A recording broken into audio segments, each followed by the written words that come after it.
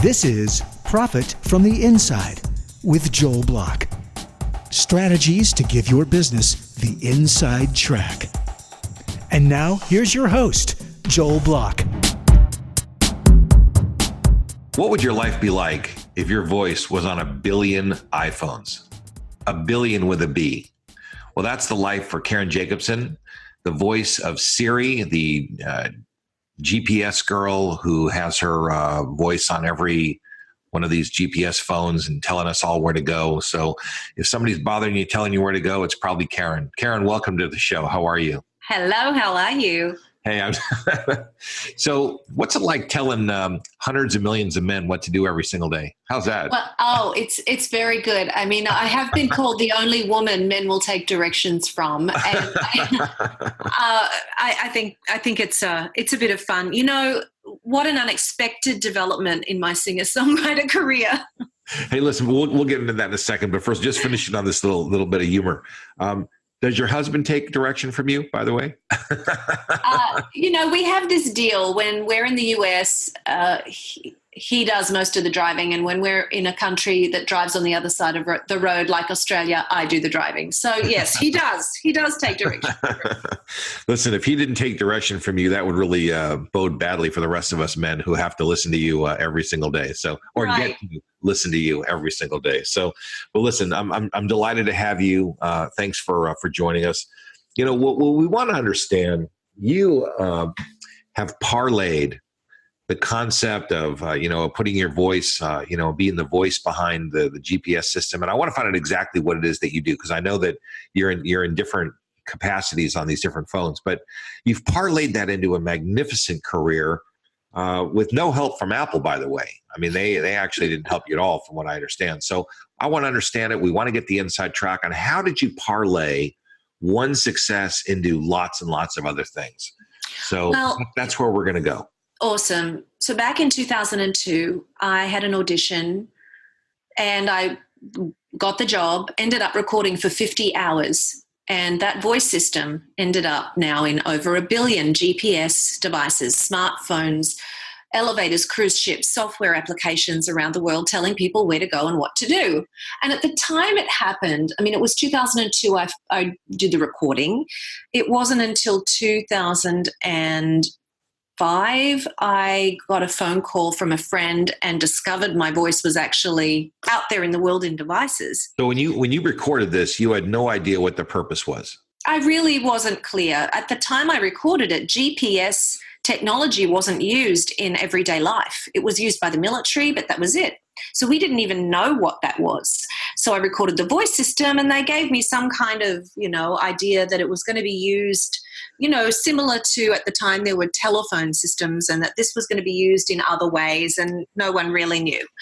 So it a few years later, when people discovered that it was my voice directing them in their GPS in their car, they would get very, very excited when they would meet me and they'd want to tell me about all the trips we'd taken together. So there was this familiarity between people who were using my voice in their GPS and meeting me in person. They humanized that relationship they had with the voice or the device in the car.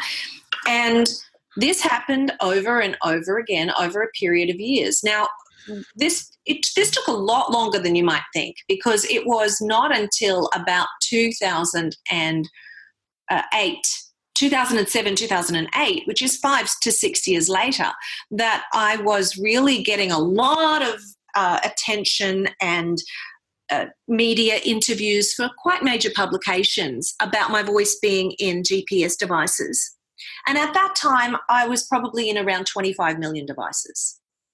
Were the devices, was it domestic or were they in Australia or where were the phones? Internationally. And the one that I knew about most was the Garmin GPS. I knew that I was the Garmin GPS and I had this idea that I could be the Garmin girl and have work directly with them to work at events and speak and be a product ambassador for Garmin. And I thought this was a really good idea and approached them, but it just didn't end up going where I thought it would naturally be an amazing fit for them, let alone for me. And they, we had a number of calls. I did do one event for them, but it just didn't go where, as I said, I thought it would or could or should. And then we get to 2009, and I went back to Australia for a period of time. And when I was there, I discovered my voice was not only in the Garmin, it was in the Navman and the TomTom and the Mio. So when I realized my voice was in multiple GPS devices, as well as being used in hotel systems and elevator, like other places that it started to pop up, I realized, hang on a minute, why am I hanging my hopes on one company? When it wasn't going anywhere, and I literally zoomed out myself to the satellite view and thought, hang on, there is a brand to create. And why I felt there was something to create and something in it was because of the extreme connection people felt with me humanizing the voice that they had a daily relationship with. So that to me was the clue. And the clues kept on coming. And I talk about this, look around in your life and in your business. And what are these clues? What are the things you're hearing over and over and over again? And if you're ignoring them, you may well be missing the opportunity of your lifetime. Let me ask you. Okay, we'll talk about how that parlay happened because it's remarkable. Were you ever mad that you didn't get the right kind of deal when you first did the recording? I mean, because that could have been a problem, I didn't let myself be mad for a long time. I am an extremely optimistic, solution-oriented, possibility-thinking person. I've had my moments of being pretty mad. So you felt like you maybe were cheated or misled. I mean, is that what you felt? I mean, what was going on for you? I felt like I was the poster child of artist exploitation. Yeah. And I of course I signed an agreement, of course, but it's, really? It's okay. Yeah, they really, listen, they got a great deal. But who knows if they knew at that time what it was going to be, but it's how it turned out. So listen, you could have been all bent out of shape. You didn't get bent out of shape, and instead you picked up your toys and you went to play the game somewhere else. And so, right. I mean, that ultimately, you got over it. And that's the piece I think that is one of the most interesting pieces of this journey for me, is that I will stop and go, well, what can I make out of this? What can I create from this? It didn't go how I would like it to have gone on a number of fronts, but now here's where we are. What am I going to make? How am I going to really make the most of it? One of the things this show is always about the inside track. How do you get the inside track to somewhere that you want to go? And I really believe that there are many people who are in the inside track, and everybody else is kind of floating around. Who knows where they are? But what I just heard you say is really one of the keys to getting on the inside track, which is asking a question like, all right, look, here's where we are. What are we going to do about it now? Exactly. And when you ask that kind of question, it positions you and it opens your mind to a good answer. Did you ask that question only of yourself, like when you were sitting quietly, or did you ask other people, hey, look, this happened to me, and what can I do about it? Did you involve other people in the discussion? I did. I had a number of conversations with trusted business colleagues and people in my personal life, and I was really in an inquiry. Like, what can I make of this? What can I do? What is going to be of interest to? How can I are three of my favorite words. How can I move this forward? And what ultimately came to me is that there was a brand to create. A brand and an entity separate to me as a person and as a performer and singer-songwriter full-time up until that point. It had been about me, the artist. But this was different. This was the message was there's a separate entity, a brand to create. What's so funny about this is that, your path was singer-songwriter, and then the universe picks you up and move you to a totally different place where the brand was going to be something completely different than it sounds like you had ever imagined it might be. I mean, it seems like you had one plan and the world kind of moved you to another place for a different plan. Completely. And how did you stay open-minded to that possibility? It just, as it unfolded, I don't want to, I know this is a serious business outcome podcast, but I also will share my experience of what felt right. You know, you're getting these messages and clues from people and this excitement, and I knew there was something there.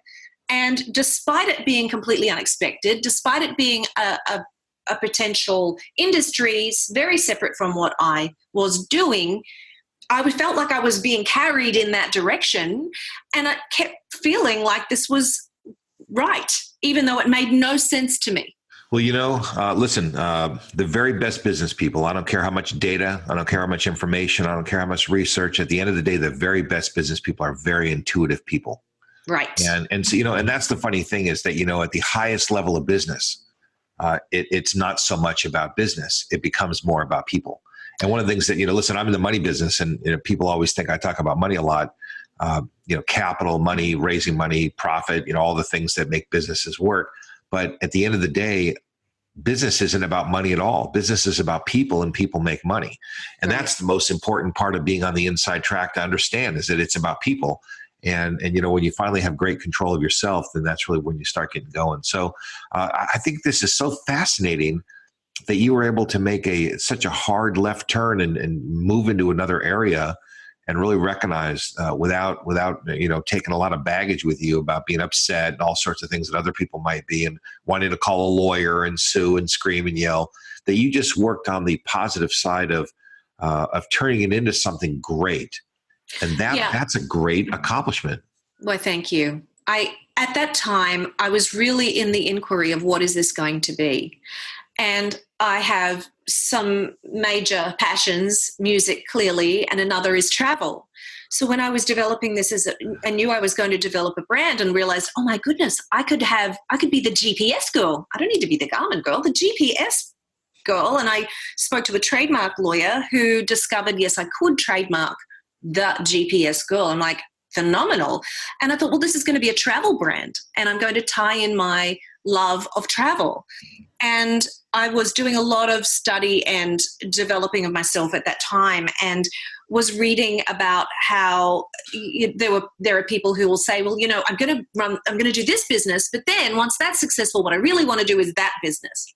And I was asking myself this question of, so I thought to myself, okay, once the travel brand is up and running, then what I'm ultimately going to do is make it an empowerment brand. And I'm going to speak, I'm going to share a message, I'm going to share my story, I'm going to help people, really create lives that they are, and businesses that they're excited about, and be motivational in my way of doing that. And then when I realized, I'm going to do that thing of work on another part of the business on the way to the real business I want to run. And I interrupted myself right there and was like, okay, no, this is what's right. I'm going to meld my lifelong love of personal and professional development with this opportunity, with the analogy of the GPS. And that is what the brand, the GPS School, is going to be. It's an empowerment brand. Wow. And I had a vision for it. I had a crystal clear vision. I'm going to write books. I'm going to speak. I am going to get this message out in the world to help people navigate change and get to their destination of their dreams. So did those things happen? Many of those things happened and are still underway. Yes. So fast forward some years till now. What are you mostly doing now? I speak at conferences as an opening and closing speaker at national and international events, and I speak about navigating change powerfully, and I share my story of how I have navigated my way and recalculated my way through chronic anxiety and financial disaster and creating a business in 2 different countries, and how to maintain quality of life as a result. So that is one of the things I do. I host mastermind retreats for smart women who are interested in creating a life they love and a business worth building. So I do those as small group events, and I am still performing and as a songwriter, creating new works, performing concerts, do voiceover work, a lot of different things in the entertainment realm, as well as the realm of this motivational empowerment brand. You're really quite a remarkable prototype of a turnaround. You've turned one thing into another thing, and you just have really done a remarkable job in that area, which is just quite extraordinary. One of the things that strikes me, I know that you're a well-known international speaker. You speak all over the world, the country too, but you speak all over the world. And I know that you get a lot of media when you go to other countries. One of the things I notice about you is that you do a lot of press. So could you tell us how is it? Do you have an agent that gets you all this press? I mean, how is it that you're in the media and you get so much press and the things that you do? I worked with some professionals along the way, but I have to say a number of the largest placements I've had have been as a result of my own direct relationships. There are some phenomenal PR people out there and agents to work with, but a lot of my business model and my strategy has been around my own personal relationships. And I will ask who knows someone who does X, Y, or Z. It's even when I'm traveling. And if I'm going to speak or perform in another location, I will reach out to the person who has booked me, the decision maker, or other people I know in that area, and ask them, who might you know in the media? I've also done the very basic, taken the very basic action of going directly to media, whether it be through social media or online, and calling or emailing or messaging journalists directly. And I've had a tremendous amount of success with that approach. Now, not everybody wants to do that or does do that, but you asked me how I've done it, and that's been a lot of the way I've done things. I got on some of the biggest shows in the world from, really incredibly fortunate connections. Well, it's a very fascinating story because the story's got hope. Regular people have hope that the funny thing is the thing that I notice is that what happened to you, it happens to everybody a little. In other words, some fortuitous thing happened to you, but you did a better job of leveraging or parlaying that into something big than other people. I would say most of us have had some extraordinary thing happen. We may discount it. We may not look at it as extraordinary. We may not think it's that great or whatever it is, but that's what I noticed about you. It doesn't always look the way we think it's going to or supposed to. And I think what you've said is spot on. And if someone is listening and is interested in making that inquiry for themselves, I would recommend having conversations with some of the people around you. And I've done a tremendous amount of that kind of work also, where I have spoken with colleagues and really had conversations around what turning points have been for me, and sharing that back and forth, and finding that other people are sometimes your best reflection in what has been a major turning point for you, or your number one skill that you don't even realize is your unique selling proposition. Other people can tell you that in a second, and sometimes we aren't even clear about that ourselves. Listen, for the inside track, this is the inside track for sure, and that is most of us can't see what our skills are. We can't see what our what our things are. We kind of know what we like, but we don't necessarily know a lot of other things that are external that other people recognize. And if you don't use other people as a sounding board, you're going to miss out on a lot of important cues. And we don't always want to hear what they have to tell us. And I think that's what is in the way from many people not even asking, because we don't want the bad news that actually I see you as, somebody who's out speaking instead of always singing. Well, that's not necessarily bad news to me, but it's not what I expected. And I happen to absolutely love it and feel so happy with the impact and the purpose of my life, and the bigger vision of what I'm able to do through speaking and singing and having a message. But it's not necessarily how I initially would have seen it or designed it for myself in the first place. You said you run these retreats and these coaching programs and different things. What you're really talking about is people have to be open to feedback and getting feedback from other people. Do you find that, most people are open to feedback, or are the most successful people more open to feedback? Do you think there's a pattern there? It's a mixed bag. I think that's what I do is I work with people who are interested in accomplishing something, creating a life that has something more in some area than it does right now. And it absolutely requires being open to listening.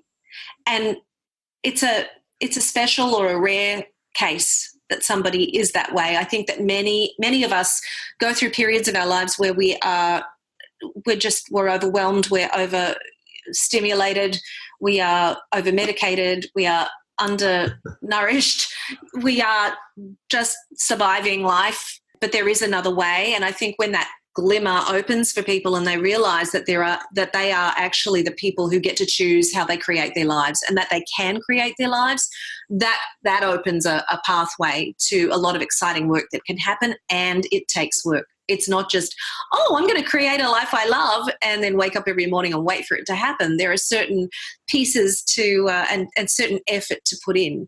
But I love to work with people who are interested in something more and are interested in that discovery process. And then my expertise is really helping people create a pathway to that. And it's the best fun ever to help people create exactly what they want. Well, it's funny that you create a pathway, because you're known for creating maps of things to destinations, I guess, right? Isn't that the thing? So That's right. Listen, as we get ready to wind up, just prove to everybody that you're really who you say you are. Give us a little soundbite. I sure will. Joel, thank you for having me, and you have reached your destination. Listen, that's always funny to me. So, well, listen, Karen, thank you so much. This was a pleasure. Your turnaround, your openness to coaching and kind of looking at what the world had to say to you is it's remarkable that you did such a great job, and the way you've leveraged and parlayed that into something that's spectacular is a lesson for all of us about how to take the inside track. So thanks very much for being with us. Thank you. You've been listening to Profit from the Inside with Joel Block. Strategies to give your business the inside track. For more insights and to learn more, visit joelblock.com.